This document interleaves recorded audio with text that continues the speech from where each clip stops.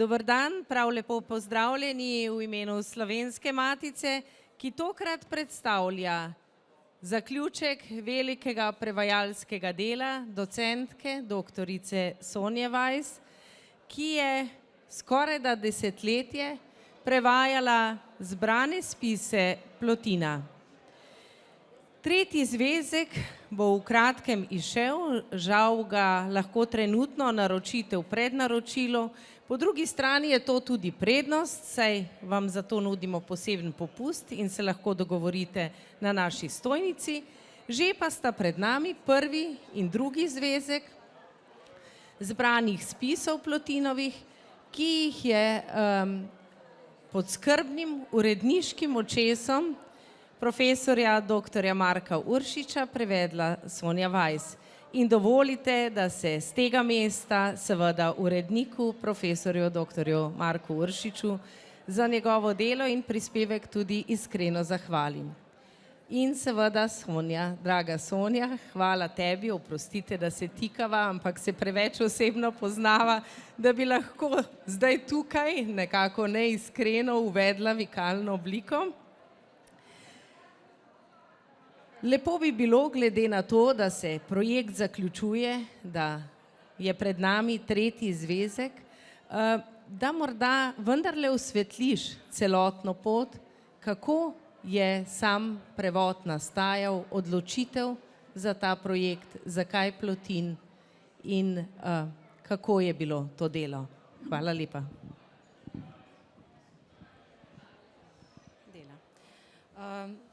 Hvala, Ignacija, in tudi jaz na tem mestu bi se najprej zahvalila.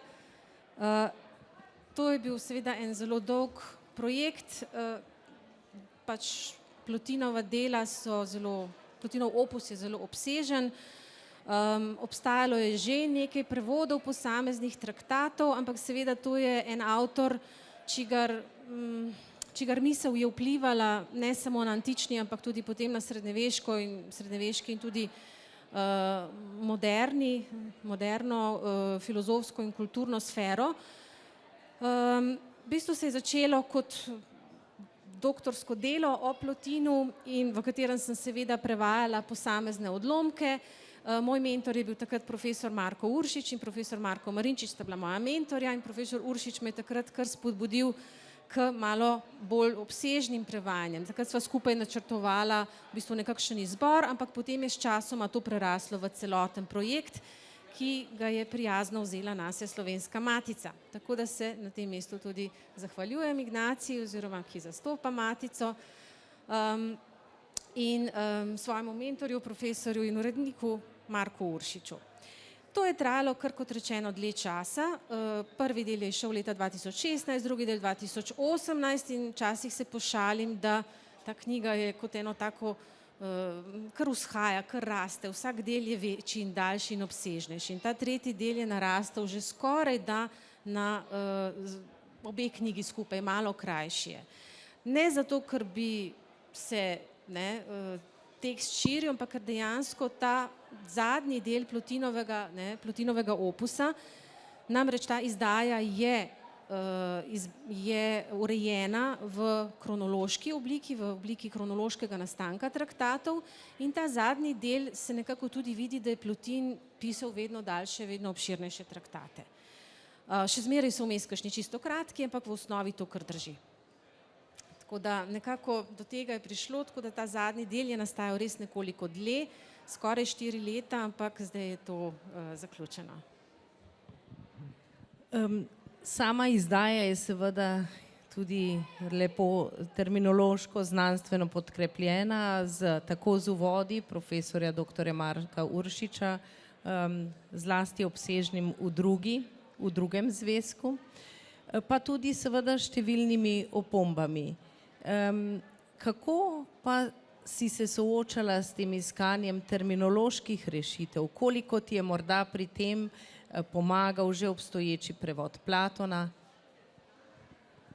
Vsekakor sem se morala pri tem prevajanju opreti tudi na obstoječe slovenske prevode.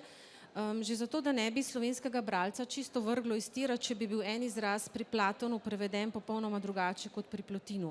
Enako velja za Aristotela, zato ker Plotin je dejansko črpal, na prvem mestu je Platon seveda, ampak takoj na drugem je pa Aristotel. Tako da tudi recimo stoiška terminologija je zelo, zelo pomembna, tako da sem tudi recimo pokukala v Epiktetove prevode slovenske, profesorja Senegačnika, v Aristotelove prevode profesorja Kalana, v Platonove prevode Gorazda Kosjančiča in drugih. Sem se pa seveda včasih odločila tudi po svoje.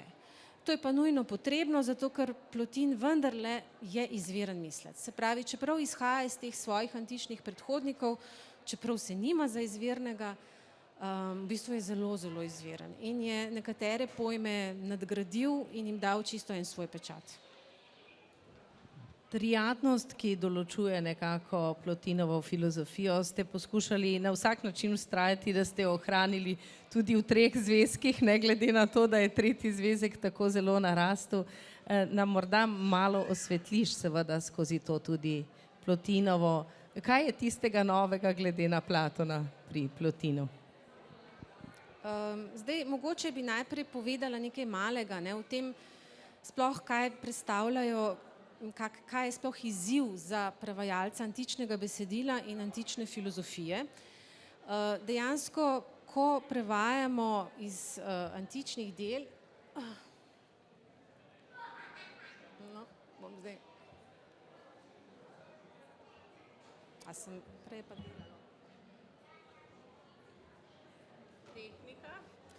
tehnika, filologi, to včasih ne gre skupaj. Še enkrat je treba, po mojem. Evo, to je to. Skratka, kot prvo imamo opraviti z besedilom, z antičnim besedilom. Se spomnim, ko je en moj angleški lektor, ko sem pisala nek članek v angleščini, me lektoriral in sem imela tam na enem mestu pač pokvarjeno besedilo antično in sem se odločila za eno varianto in mi je on poslal, kako se lahko kar odločiš za eno varianto.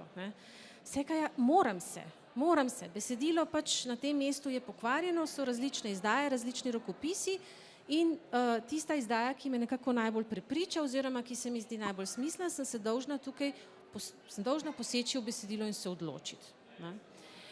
Druga stvar so moderne izdaje. Jaz sem prevajala po tej znani Henri Švicarjevi izdaji, ki je v bistvu temeljna, ampak seveda te izdaje recimo nimajo odstavkov, kar sem s časoma ugotovila, da je lahko zelo moteče in da vpliva na branje, to sva v bistvu skupaj z urednikom ugotovila, ko sva brala oziroma on, ko je bral prvič za mano, da to lahko zelo vpliva tudi na razumevanje. In tudi tukaj se mora človek odločiti, da naredi nekje odstavek, zlasti tam, kjer gre za te dvogovore, o katerih bom tudi nekaj povedala.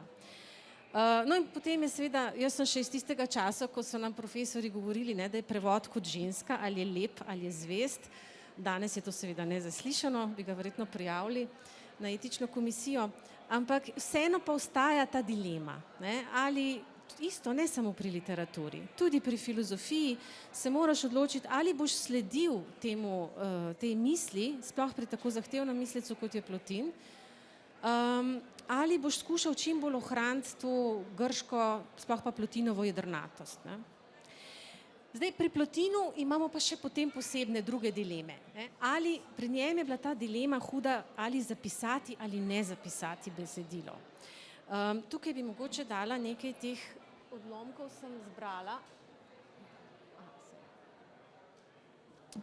ki si jih mogoče lahko preletite, iz katerih je v bistvu razvidno, da tukaj moram poudariti, to je obdobje, ko so vsi pisali že, to je 3. stoletje po Kristusu.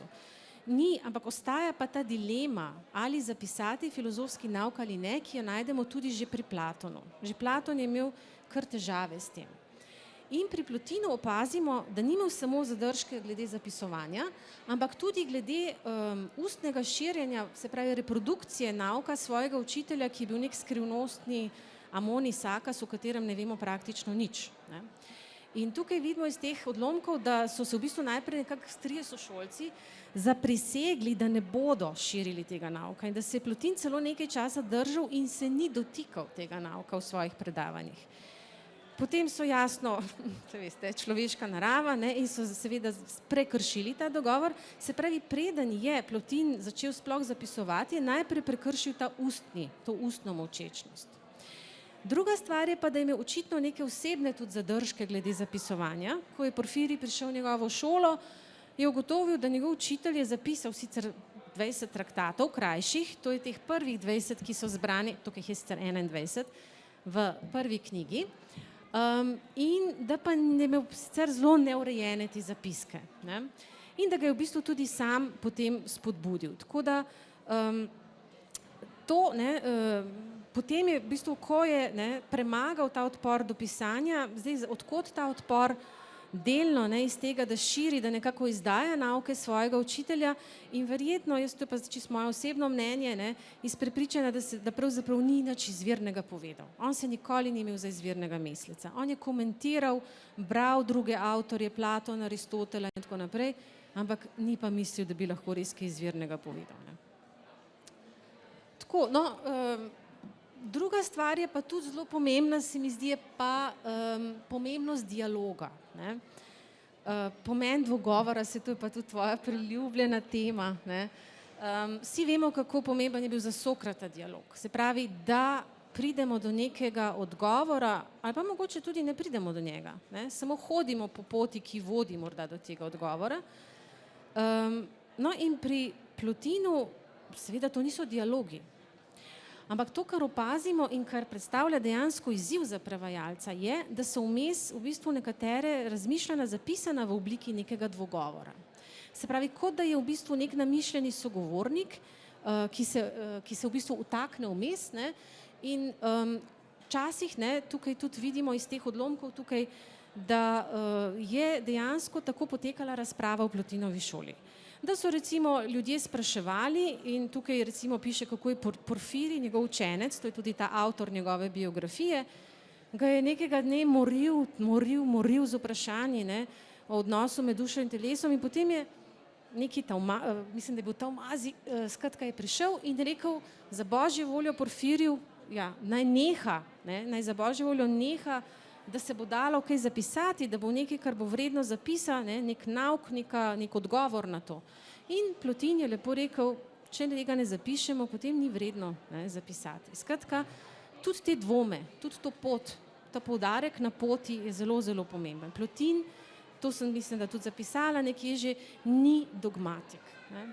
Pri njem je ogromno tega, se pravi, ne samo teh namišljenih sogovornikov, imamo tudi dejansko so nekatera razmišljanja zapisana tako z enkupenimi vprašanji, ne?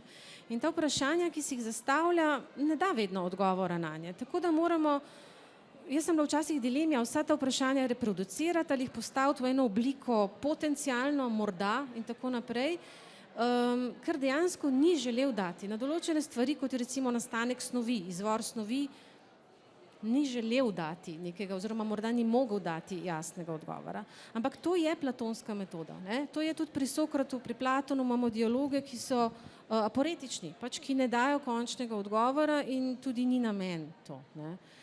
In še nekaj sem opazila, v bistvu ta vloga namišljenega sogovornika je zelo, zelo pomembna pri Plotinu.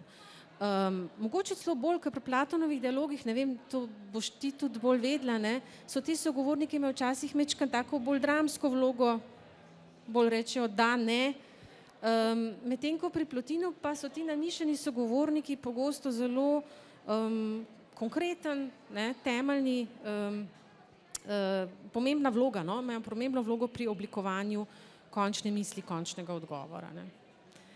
Tako da ja, hvala za vsa ta nekako primerjalni vidik tudi s Platonom, ki si ga razvila, dialoškost, vprašanje dialoga, pomen sogovornika, tudi seveda skepsa do zapisane besede. Koliko pa gre za nekako bližino tudi Aristotelovi misli? Aristotelova misel je zelo, zelo pomembna.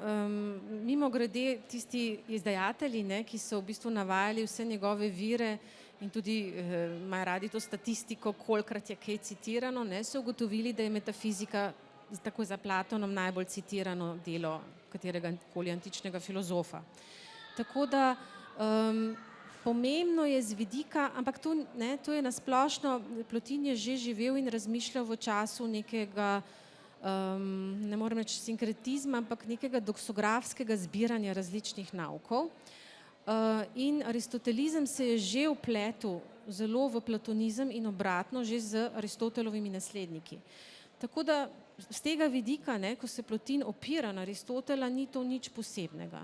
Recimo eden najdaljših traktatov, oziroma trije so, ne, to o rodovih bivajočega, pravzaprav izhaja iz Aristotelovih kategorij, ki jih zavrne, ampak zelo vljudno. Plotin ima strašen rešpekt do Aristotela.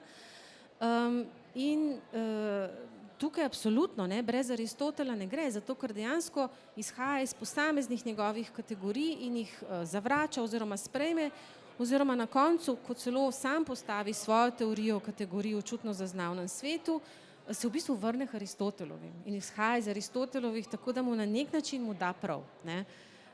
Tukaj imamo tudi prevajalca kategorij Francija Zoreta. Tako da, ja, ne, absolutno brez Aristotela ne gre, čeprav je Plotin novoplatonik. Seveda pa omenjaš tudi, da je bil filozof svojega časa, to si že omenila, torej ta značilni sinkretizem, bližina stoiškega mišljenja, tudi etike v Plotinu. No, stoiki, s tem si v bistvu navedla še tretjo poglavitno filozofsko šolo, ki je zelo, zelo vplivala na Plotinovo misel, in to je stoicizem. Definitivno stoiška etika, ker imamo opraviti z mislecem, ki je črpal pravzaprav iz tega drže vrlega, modrega človeka, spodajos, ne. Modreca, ki v bistvu živi svojo filozofijo, kar je bilo značilno za helenistične šole, antične nasploh, ampak helenistične še posebej, in stoiki so helenistična filozofska šola. In tukaj imamo seveda to, ne, tu so pa zdaj njegovi etični traktati o sreči, o zlu, o previdnosti, ne, kjer Plotin pravzaprav v marsičem vključuje recimo konkretno stoiški kozmološki nauk o logosu, o vesoljni previdnosti in o vesoljni simpatiji. To je recimo en tak zelo lep izraz, simpatheja, ki v bistvu pomeni nekakšno soobčutenje. In tukaj Plotin pravzaprav na nek način prevzel in priredil to idejo, da je kozmos neko velikansko živo bitje, da so v bistvu vsi delčki kozmosa, ne, do najmanjšega kamenčka, prežeti z vesoljno dušo in so del njega. In karkoli se zgodi v najbolj oddaljenem kotičku vesolja, je v bistvu del te vesoljne ureditve, je videno, je načrtovano, je nekako prav in tako mora biti, ne. To je seveda izhaja iz te tudi antične vizije ureditve kozmosa po najlepši možni, na najlepši možen način, ne. Se pravi, tukaj je Plotin dedič svojega časa. In potem so še drugi, no, tudi, ampak stoiška etika absolutno, kar se tiče, no, še to, ne, kar se tiče pa osebne etike, je pa v bistvu Plotin tukaj absolutno stoik, še skoraj, mislim, ni stoik, ampak v bistvu je še nadgradil to, ker njegova etika je včasih izrazito nekako nesprejemljiva za ta naš čas, ne. Kako v bistvu človek mora sprejeti zlo, ki ga doleti, kako je v bistvu to zlo dobro zanj, ne. Pri čemer našteva ne samo take skrajnosti, kot je to, da človek leži v Falarisovem biku in tuli od bolečine, to je bolj taka anekdotična epizoda, ampak recimo, ne, da človek, ki ga doleti izguba najdražjega, ki ga doleti huda bolezen, to pa so stvari, s katerimi se tudi danes sooča skoraj vsak človek lahko, da mora v tem videti absolutno, ne, nekaj, kar se ne samo, da je dobro zanj, ampak kar se njega sploh ne tiče. To pa zelo, zelo težko kot ljudje, čuteči ljudje nekako pogoltnemo oziroma skratka, en kup enih takih bi lahko rekli zelo neizprostnih, ne, neizprostnih momentov ko nekako podvomimo, ali je to res, ne, ali je to res tisto, ali je to res možno, ali je to samo neka drža, ampak pri tem ne smemo pozabiti, ne, da Plotin je bil neizprosen predvsem do sebe. Ne, do sebe, medtem ko je bil do drugih, do prijateljev in to tudi poudaril v nekem trenutku, ko se tudi njemu že zdi, da je mogoče gre malo predaleč, ne, da do prijateljem je pa treba popuščati. Ne, tako. Nekaj prevajalskih dilem si že omenila in izpostavila, morda deliš z nami še kakšno? Ja, tukaj sem izbrala recimo 3 take pojme, ki so se mi zdeli zanimivi, ki so predstavljali en prevajalski izziv glede katerih mogoče nisem vedno še zmeraj ne čisto prepričana, mogoče nikoli ne bom. Ne. Prvi je recimo tale aperija. Aperija pomeni v grščini lahko brezmejnost ali neskončnost, notri je ta beseda peras, ki pomeni meja, nekaj podobnega kot finis v latinščini in je seveda povezano ne samo z neskončnostjo, ampak tudi z opredeljenostjo, z določenjem, se pravi v tem primeru s pomanjkanjem določitve oziroma opredeljenosti. Tukaj ni šlo toliko za prevajalski problem, ker tukaj sem se dejansko odločila med neskončnost in brezmejnost. Bolj je šlo za to, kako razumemo v slovenščini to neskončnost, brezmejnost. Ker tako kot v grščini, tudi v slovenščini ta brezmejnost ima lahko ima dvojni pomen. V prvi vrsti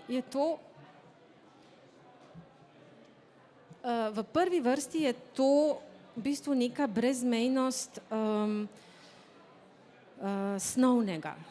Če izhajam iz tistih najstarejših mislecev, predsokratskih, ki v bistvu izvajajo nastanek kozmosa iz nekega kaosa, iz nečesa nedoločljivega, je to, in to najdemo že pri že pri najstarejših mislecih, tudi pozneje v nekaterih orfiških fragmentih, ki sicer niso najstarejši, ki so že malo kontaminirani s poznejšimi platonskimi idejami, je to v bistvu neopredeljenost tega snovnega počela.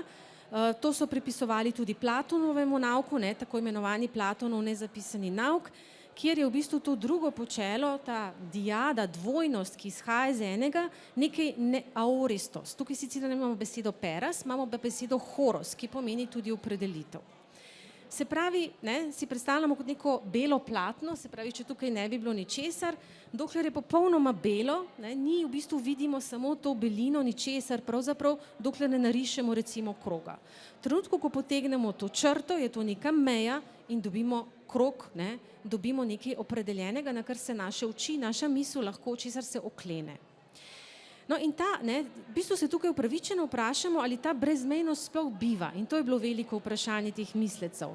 Platonovega v bistvu prostora, hora, kot podlage nastajanja in platonikov, ki so iz tega, oziroma njegovih naslednikov, Aristotelovih komentatorjev, ki so iz tega izvajali dejansko pojem snovi, netelesne snovi. Se pravi, ali je to sploh, ali lahko biva, če rečemo, da je vse, kar biva, nekaj enega in v bistvu s tem nekaj določenega. V trenutku, ko govorimo o čem nedoločljivem, in Platon se je tega zavedal, da tega ne moremo niti zapopasti, ker je enostavno neoprijemljivo nedoločljivo, ali to sploh biva. No in tukaj je dejansko, imamo ta odlomek, ko pravi, da ko se boš tej brezmejnosti približal, pravi, samo pazi, da ne vržeš nanjo omejitve kot eno mrežo, s katero bi jo hotel držati, ker se bo že izmikala tvojemu prijemu. Na nek način torej svetuje previdnost, tako kot jo je že Platon, pri Platonu je bil to ta nepristni argument, nepristna misel, ki se lahko polasti tega, pri Plotinu je to prispodoba mreže, da se v bistvu tega na nek način ne da opredeliti, ker se s tem že izmuzne. Ja, ampak vendarle se zdi, da je pa še veliko bolj težaven, vsaj iz mojih zelo skromnih izkušenj, pa ta prevod pojma logos. Ja, no, tukaj sem hotela v bistvu samo še zaključiti, da je ta brezmejnost, druga brezmejnost je v bistvu brezmejnost enega.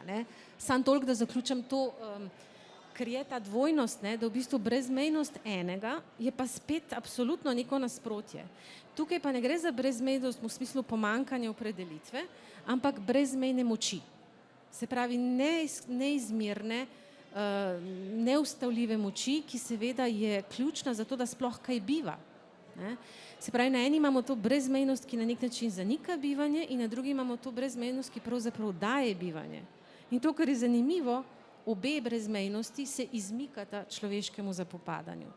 Tudi ta neskončna brezmejnost počela je v bistvu težko zapopadljiva, ker v bistvu lahko zapopademo samo, če nekako se odmaknemo od nje in rečemo, aha, to je to vse. V trenutku, ko stopimo ven iz vsega, ni več vse. Je vse in smo mi. Ne? Potem to ni več vse. In čim smo pa noter v tem, v vsem, pa nismo sposobni te brezmejnosti zapopasti. Ne? Tako da, ja, to je potem ta drugi pojem. Ja, no, mogoče zaključimo še s tem drugim, logos. Ja, to je pa spet eden takih izrazov, kjer pa priznam, ne morem reči vedno, da je pa to edino pravi način, kako sem prevajala. Nikakor ne, ker če pogledamo v slovarček, na koncu vsake knjige je slovarček pač teh filozofskih izrazov in logos ima definitivno najdaljše geslo. Ne? Se pravi, mislim, da sem ga tukaj, tako sem si ga celo izpisala. Skratka, vse to, kar tukaj gor piše, je uporabljeno v prevodu. Se pravi, tako v tem metafizičnem, kot nek oblikovni princip, kot logos sam, kot semenska zasnova, kot duh, razum, pa tudi v takih čisto drugačnem kontekstu, kot beseda, argument, misel, zgodba celo, skratka razmerje v teh glasbenih terminologiji. Tako da v bistvu dva najbolj pogosta prevoda, ki sem se jo držala, sta logos, da sem kar pustila grški izraz, in oblikovni princip. Zdaj, preden mi tu kdo očita lenobo, da sem kar pustila logos, ker je to najbolj udobno, je treba povedati, da seveda lahko bi izbrala en izraz, ki bi ga dala namesto logos in se ga potem držala. Tako kot sem recimo naredila pri Usija bitnost, sicer ne čisto striktno vedno, ampak večinoma, in je to na nek način tudi udobno, da se držiš enega splošnega prevedka. Recimo mnogi moderni prevodi, francoski, italijanski, imajo pač ta ragione, raison, in se kar držijo potem tega. Recimo angleški ima zelo rad ta formal principle, se pravi oblikovni princip, ki sem ga tudi jaz uporabila in sem se nekaj časa celo poigravala s to mislijo, da bi dejansko kar ostala pri tem. No, tukaj sva imela tudi debate z urednikom, kako se najbolj, recimo, kje bi bilo najbolj primerno, in tukaj sva nekako, včasih sva se malo skregala tudi, se pravi, včasih sva pa lepo potem prišla do nekih dobrih tudi zaključkov. No, skratka, na koncu sem se vendarle odločila, da bom jaz obdržala ta izraz logos, v smislu, osnovni temeljni pomen je nosilca oziroma posrednika te oblike. To je to, kar sem prej govorila, apeirija je v bistvu, apeiron je neskončno, brezmejno. Se pravi, v to brezmejno, v to belo platno pride oblika in nastane nekaj, ti, ena stvar. No, in nosilec tega, posrednik tega je logos. Logos, ki pomeni beseda, saj imamo tudi v Svetem pismu, imamo beseda, na začetku je bila beseda, in beseda je tisto, v bistvu, kar posreduje tudi življenje naprej. No, v tej antični poganski filozofiji je beseda, je logos kot nekakšen nosilec oblike v platonizmu iz umskega sveta. Se pravi, te umske oblike umskega eidosa. Kar pri Platonu vemo, imamo ta svet idej, ki je v bistvu nekakšna matrica, ontološka za vse, kar nastane tukaj v tem svetu. No, in logos je ta posrednik in tukaj je Plotin tudi zelo zanimivo interpretiral Platonov mit iz Simpozija, kjer je v bistvu poros, ki pomeni v grščini prehod, v bistvu predstavlja, to je izvirna Plotinova interpretacija, predstavlja v bistvu ta logos. To je tisto, kar posreduje lepoto umskega sveta, bi rekli, v ta naš svet, da v bistvu na nek način dobimo to. In v bistvu dvojna vloga je tukaj, torej nosilca oblike in posredniška vloga. Drugi pomen, ki je pa tudi zelo pomemben, nič manj, je pa tu sem pa že, pardon, nazaj. Tako. Je pa vesoljni, v bistvu v Plotinovi kozmologiji je v bistvu logos neke vrste tudi oblikovni princip nekega posameznega bitja. Tukaj je recimo tudi prevzel to stoiško filozofijo semenskih logosov, kjer je v bistvu vsaka stvar v tem svetu je najprej neka zasnova, neka idejna zasnova, prosim, ne idejna v tem človeškem konceptualnem, ampak v tem platonskem, ontološkem, resničnostnem pomenu, se pravi, in tukaj tako luštno pravi, na začetku so stvari vse v istem kraju, to moramo razumeti metafizično. V logosu so vse trni, korenina, listki, rastline, cvetki, je vse v enem, nič si ne nasprotuje. Potem pa, to je pa nastanek mnoštva iz enega, dobimo pa v bistvu nekakšen razcvet posamezne resničnosti. Ne samo rastline, ampak tudi pač jasno, sveta, človeka in vse. Tako da v teh, druga stvar je pa sam vesoljni logos, to je pa seveda, tukaj spet vidimo stoiški vpliv, je pa ta kot neke vrste ideja, oziroma ne ideja, načrt, mislim, Plotin se zelo izogiba temu, da je v bistvu svet nastal po nekem načrtnem, nekem načrtovanju, da je pač bil neki stvarnik, ki se je naredil, tako pa tako mora biti, v bistvu trdi, da je to v bistvu ta spontani izliv, bi lahko rekli, umskega, lepote, reda, oblike. In enostavno, ko to pride v ta prostor, če uporabim kar ta Platonov izraz, metafizični, dejansko dobimo ureditev, kozmos, ki je najlepša možna, ki je v bistvu lepša, kot če bi kdorkoli šel in naredil en tak arhitektonski načrt tega sveta. In to je tisto, da v bistvu brez nekega razumskega načrtovanja v bistvu dobimo najlepšo možno podobo sveta, samo na podlagi tega v bistvu naravnega, emanativnega, brezmejne moči bivajočega. Mislim, logos, tudi to, eden od pomenov, s katerim sem se zelo poigravala, je bil odraz. Odraz, zdaj, to ni sicer terminološki izraz, jaz sem ga redko uporabila, ampak sem pa ga uporabila tam, kjer se mi zdi, da ima pomen logos, da ima logos pomen izraza in hkrati tudi odseva. Ker oboje se mi zdi, da je pač v tem besedi odraz, kot recimo je beseda odsev neke misli, kot recimo beseda v bistvu, ko nekaj ubesedimo, pomeni, da damo neko jezikovno, konkretno podobo svoji misli, ki jo tudi na nek način omeji, ampak hkrati jo v bistvu formulira. No, in v tem smislu je logos, seveda ga vidim tudi kot odraz oziroma izraz teh umskih eidosov. Seveda spet ne smemo tukaj razumeti to kot neke miselne tvorbe, tega se je treba ves čas izogibati oziroma na to je treba biti ves čas pozoren pri Plotinu. In seveda morda še čisto na kratko pojem fizis. Ja, no, pojem fizis je pa sploh, tukaj sicer sem imela manj dilem, seveda osnovni pomen fizis je v grščini nastajanje, postajanje, phio, in seveda narava.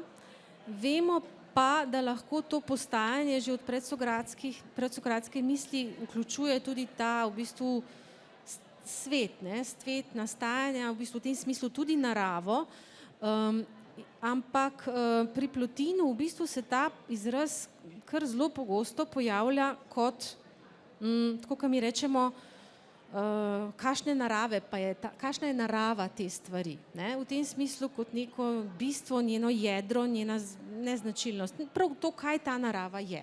V bistvu jaz in moja narava sva na nek način eno, ampak lahko govorim o svoji naravi.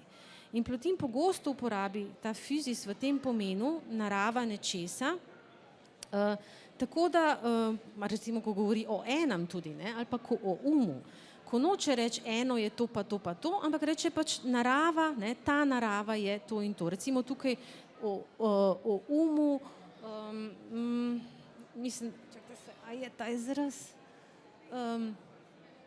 ne, tukaj govori o enem, ne, se pravi, v bistvu, ko to, ne, ko naravno nastalo, to hospefike, ne, gre stran, v bistvu pravi to je poznejše kot eno. Nastajanje absolutno, eno je predhodno vsemu, presega vse, ne. Tako da, če govorimo o čem, ko govorimo o naravi enega, je v bistvu to, bi lahko rekli, ali metaforično, oziroma je to neka bergla, ne, s katero ki se Plotin poslužuje, da lahko sploh pove o tem, kaj je eno. Zato v bistvu dostikrat, pogosto to se prevaja kar kot resničnost ali pa kot stvar, ne, ali pa celo kot hipostaza. Če govorimo o enem ali o umu, je to pravzaprav hipostaza enega, hipostaza uma, ne. Drugi je pa potem dejansko ta izraz narava, nastajanje, postajanje. To je tisto, o čemer sem govorila tudi prej v kozmični logos, ne, v bistvu, da duša sega v vsak najbolj oddaljen kotiček tega sveta. In ta duša je v bistvu to, kar pride do, ne, Plotin je verjel, da so kamni živa snov, ne. To danes, ko delimo živo, neživo, tega pri Plotinu ni, vse je živo, ne. Ko izruvaš kamen iz zemlje, v bistvu na nek način pohabiš tisti del zemlje, ne. Se pravi, ne, in to je pa ta moč rasti. Temu je en rekel fizis, se pravi ta, bi rekel, poslednji del duše, ne ta umski, ne ta razumski, ampak tisti, ki uravnava vegetativni proces, se pravi tako v kozmosu, kot v mikrokozmosu, ki smo pač ljudje, živali, živa bitja, ne, da nam rastejo lasje, nohti in tako naprej, tudi nič ni prenizko za Plotina, tudi s tem se ukvarja podrobno. Tako je v bistvu v kozmosu fizis ta moč rasti. Ja, približuje se naš zaključek in seveda nekaj si že omenila, ta pomen Plotinove etike, tudi pojma simpatheja za sodobni čas. Plotin v 21. stoletju, to se vendarle ob tem, da ga danes prevajamo, je nekako samoumevno vprašanje, ki se nam zastavi. Morda še nekaj o tem. Jaz vidim tukaj dve pomembni vlogi, ki jih lahko Plotin odigrava v 21. stoletju. Eno je pač ta pogled v preteklost, ki je pomemben enostavno iz tega razloga, da če želimo razumeti to svojo misel, v bistvu filozofijo moderne dobe, ne moremo mimo njenih korenin. In pač dejstvo je, mimo katerega ne moremo, da je Plotin ena od teh korenin in ne najmanjša. Že to samo po sebi na nek način mu zagotavlja neko mesto v literaturi vsakega filozofa oziroma vsakega mogoče človeka, ki se želi spoznati zgodovino zahodne, pa v bistvu tudi, ne, mogoče kakšne druge misli. Kar se tiče pa čisto za moderni čas, vidim pa predvsem prednost, oziroma vidim pomen, ki sem ga, to zdaj spet govorim iz svoje osebne izkušnje, v tej drži človeka, ki na nek način skuša sebe prečistiti. To je recimo čisto moje, kar se zdi meni pomembno. Da v bistvu naloga človeka, da se na nek način absolutno ves čas ohranja čisto svojo izvorno naravo. Tukaj on uporabi Platonov izraz arhaja fizis, ne, fizis. Se pravi, pradavna narava, mišljena je duša, tista najstarejša duša, ki jo ima vsak od nas v sebi. In to je pravzaprav, zdaj kako pa to dosežemo, jaz ne bi šla čisto po tej Plotinovi poti, meni se zdi kar majčkeno skrajna, ampak ne glede na to pa ves čas poudarja pomen tega končnega cilja, ki je dosegljiv vsakomur, ne. Saj v tem se recimo Plotin zelo razlikuje od krščanskih mislecev, pač tukaj pri Plotinu, v poganskem platonizmu je vsako odrešenje v rokah nas samih. In to pomeni tudi eno strašno težo odgovornosti, da v bistvu človek, ne, pri Plotinu je bilo zelo poudarek na tem preseganje čutno zaznavnega sveta. To mogoče za moderni svet je kar težko oziroma nerazumljivo, ampak mislim, da to niti ni bistveno, ne. V bistvu lahko človek gre tudi skozi telo, skozi čutno zaznavni svet, ki ga je navsezadnje Plotin hvalil in ga je cenil in je spoštoval njegovo lepoto. Človek ravno tako poišče to svojo pranaravo in se očisti in se zlije k temu enemu. Gre v bistvu za neko ohranjanje enega fokusa na svoj resnični jaz, ki ga dejansko tukaj ves čas skuša odkriti. To je pa ta narava enega, za katero je prepričan, da je nekako v vsakem od nas. In k temu gre seveda zelo visoka etika. Tako da v bistvu Plotin pravi, če ne moreš začeti pri umu, zdaj tukaj govorimo o hipostazah, mogoče bo rekel, kaj so zdaj te hipostaze, nekaj čisto abstraktnega, ampak se začnemo na začetku, začnemo pri dobrih dejanjih, začnemo pri prijateljstvu, začnemo pri eni osebni integriteti, osebnem poštenju in potem pridemo po Platonovih stopničkah, na koncu prideš do tistega, vsaj jaz tako verjamem. Na koncu prideš do tistega, je dejala Sonja. Morda čisto na kratko, kakšno vprašanje iz našega občinstva? Če vprašanj ni, draga Sonja, naj izrečem svoj iskren poklon.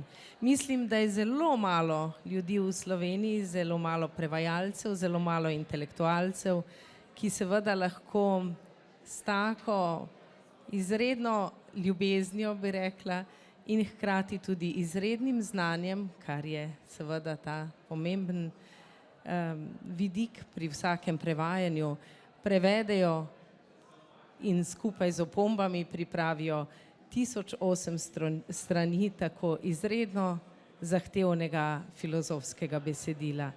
Torej, poklon vseh nas, sem prepričana, in želimo ti še veliko novih prevajalskih izzivov. Hvala lepa vam vsem, ki ste prišli. Hvala.